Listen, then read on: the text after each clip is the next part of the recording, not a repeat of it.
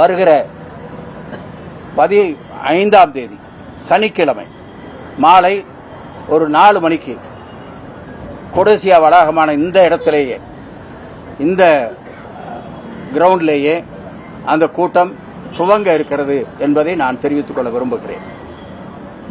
முதலில் 13ஆம் தேதி என்று 13ஆம் தேதி என்று வைக்கப்பட்டது, 14 என்று வைக்கப்பட்டது. ஆனால் மழையின் காரணமாக ஏற்கனவே நாங்கள் பார்த்த இடம், அந்த இடத்திலே போட வேண்டும் என்பதுதான் எங்களுடைய விருப்பம். அது செட்டியபாளையம் LNT பைபாஸிலே அமைந்து பிரச்சார கூட்டம் அங்கேதான் போடப்பட்டது. அப்பொழுது தளபதி அவர்கள் வந்திருந்தார்கள், ராகுல் அவர்கள் வந்திருந்தார்கள்.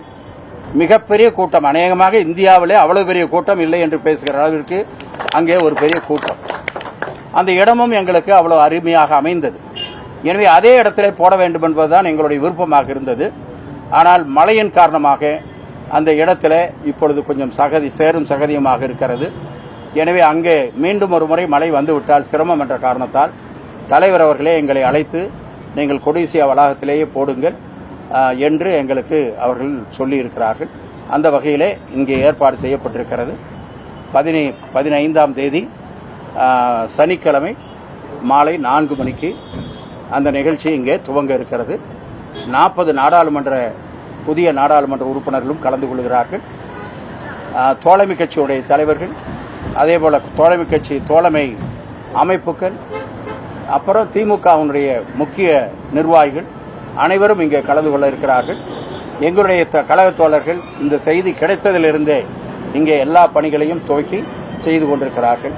எனவே அனைவரும் அந்த கூட்டத்திலே கலந்து கொண்டு அது ஒரு மாபெரும் வெற்றியை ஏற்படுத்தி தர வேண்டும் என்ற வேண்டுகோளையும் இங்கே வைத்து மீண்டும் ஒரு முறை எங்கள் அனைவருடைய சார்பாக இங்கே நாங்கள் கூட்டம் நடத்துவதற்கு வாய்ப்பை தந்த திராவிட முன்னேற்ற கழகத்துடைய தலைவர் மாண்பு முதலமைச்சர் தளபதி அவர்களுக்கு எங்களுடைய மனமார்ந்த நன்றியை இந்த நேரத்திலே தெரிவித்துக் கொள்கிறோம்.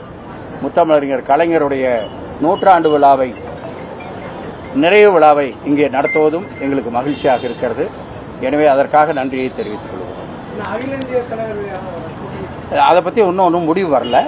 அது வந்த உடனே நாங்கள் தகவல் உங்களுக்கு கொடுக்குறோம்.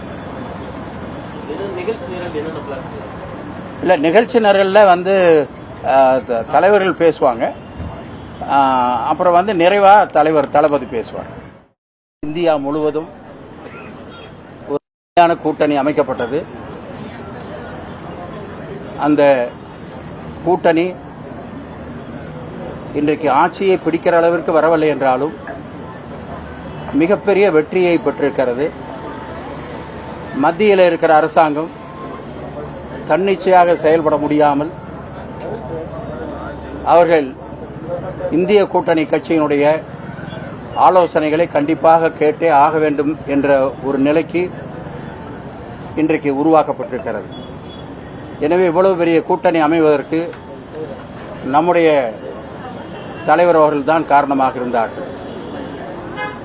அவர் தேர்தல் என்று வந்தவுடனேயே வெளிப்படையாக அறிவித்தார்கள், தமிழ்நாட்டிலே 40 இடங்களையும், பாண்டிச்சேரியும் சேர்த்து 40 இடங்களையும் திராவிட முன்னேற்ற கழக கூட்டணி கண்டிப்பாக வெற்றி பெறும்.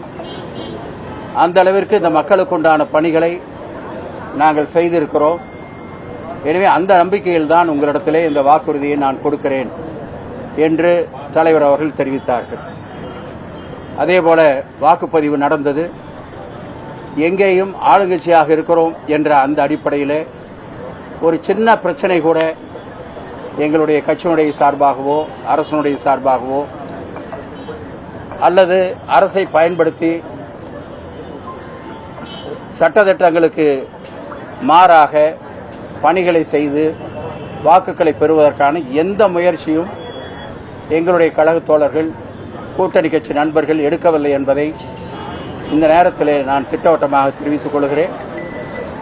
காரணம், வட மாநிலங்களிலே என்னென்ன பிரச்சனைகள் நடக்கிறது என்று தெரியும்.